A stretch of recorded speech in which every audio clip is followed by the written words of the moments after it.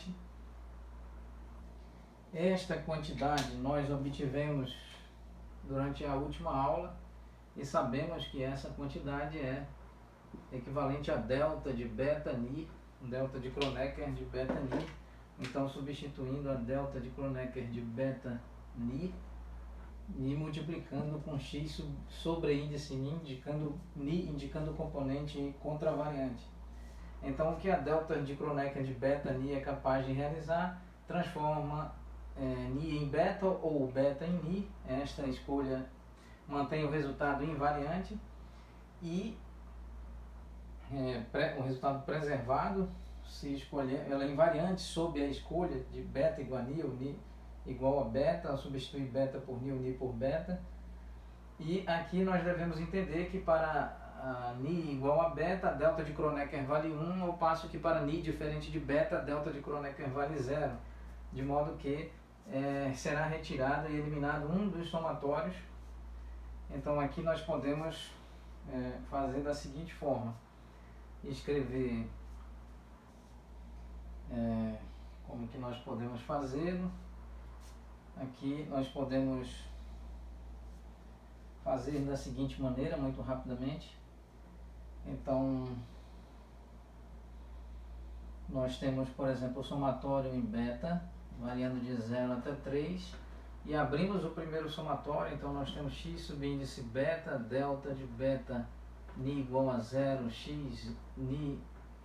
com ni igual a 0, mais x subíndice beta, delta de beta 1 para ni igual a 1, x para ni igual a 1, mais x beta, delta de beta para ni igual a 2, x2, mais x subíndice beta, delta de beta para ni igual a 3, x sobre índice 3. Fecha aqui o parênteses, vamos abrir o somatório em beta. Nós temos então x0, delta 0, 0, x0, mais x0, delta de 0, 1, x1, mais x0, delta de 0, 2, x2, mais x0, delta de 0, 3, x3, mais aqui mais para beta igual a 1. Precisamos de mais espaço. Então aqui para beta igual a 1, para beta igual a 1 nós temos x1, delta de 1, 0, x0, mais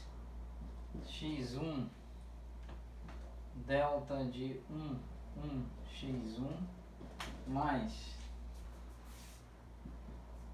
x1, delta de 1, 2, x2, mais x1, delta de 1, 3, x3, mais para beta igual a 3, não, para beta, fizemos para beta igual a 0, beta igual a 1, e agora beta igual a 2, então nós temos x2, delta de 2, 0, x0, mais x2, delta de 2, 1, x1, mais x2, delta de 2, 2, x2, mais x2, delta de 2, 3, x3, mais, e por fim nós precisamos fazer para beta igual a 3.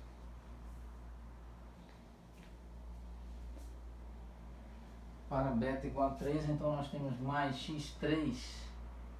delta de 3, 0, x0, mais x3, delta de 3, 1, x1, mais x3, delta de 3, 2, x2, mais x3, delta de 3, 3, x3. Então, agora sim, nós sabemos que para essa delta de Kronecker vale 1 para beta igual a ni e vale 0 para beta diferente de ni. Então, aqui, cuidadosamente, nós podemos reescrever a expressão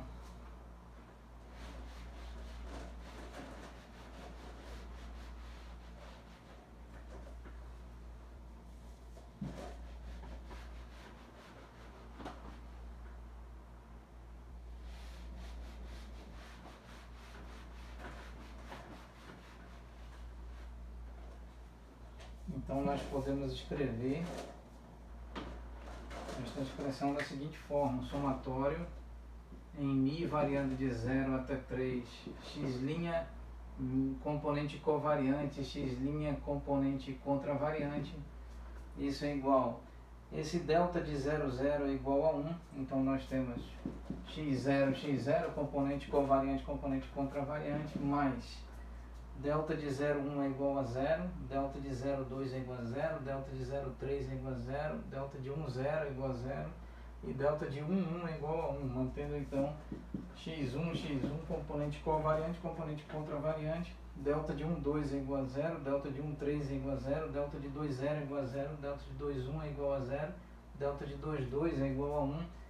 mantendo então x2, ou seja, em outras palavras, componente covariante, componente contravariante, delta de 2, 3 é igual a 0, delta de 3, 0 é igual a 0, delta de 3, 1 é igual a 0, delta de 3, 2 é igual a 0 e delta de 3, 3 é igual a 1, mantendo então x3, em outras palavras, componente covariante, componente contravariante. Isso pode ser reescrito como somatório em μ, variando de 0 até 3, xμ. Então, aqui por fim, nós temos o somatório em μ variando de 0 até 3, x'μ componente covariante, multiplicado com x'μ componente contravariante, isso é igual o somatório em μ variando de 0 até 3, x'μ componente covariante com x'μ componente contravariante, isto é um invariante de Lorentz, por assim dizer, é uma quantidade invariante de Lorentz. Isso significa que esta multiplicação de componentes covariantes com componentes contravariantes submetidas a um somatório em μ variando de 0 até 3 no contexto de um x que representa por sua vez uma posição, um tensor de ordem 1 representativo da posição de um evento ou de um conjunto de eventos associados à dinâmica de um determinado sistema, qualquer que seja, ocorrendo e existindo no espaço-tempo de 4 dimensões de Minkowski. Esta multiplicação ela é invariante sob troca do observador, o qual mede e faz a aferição desta medida, deste tensor de ordem 1 representativo da posição de um evento da dinâmica de um sistema, ou seja, vários eventos em um sistema em um espaço-tempo de 4 dimensões de Minkowski. Então, aqui nós temos essa quantidade tal como medida e aferida por um observador O, e esta quantidade tal como medida e aferida por um observador O', onde o observador O' está em movimento retilíneo e uniforme em relação ao observador O ao longo do eixo X, por exemplo. Então nós temos aqui um invariante de Lorentz, ou em outras palavras, esta quantidade, esta multiplicação da componente covariante com a componente contravariante é invariante sob troca de referencial, seja de O para O', de O' para O. Muito bem, aqui está esta quantidade.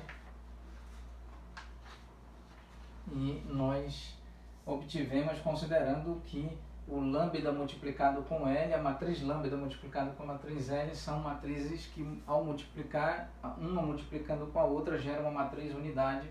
e, portanto, essas matrizes são ditas ortogonais, de modo que nós encontramos essa quantidade para um espaço-tempo aqui invariante de Lorentz no contexto ou no âmbito do espaço-tempo,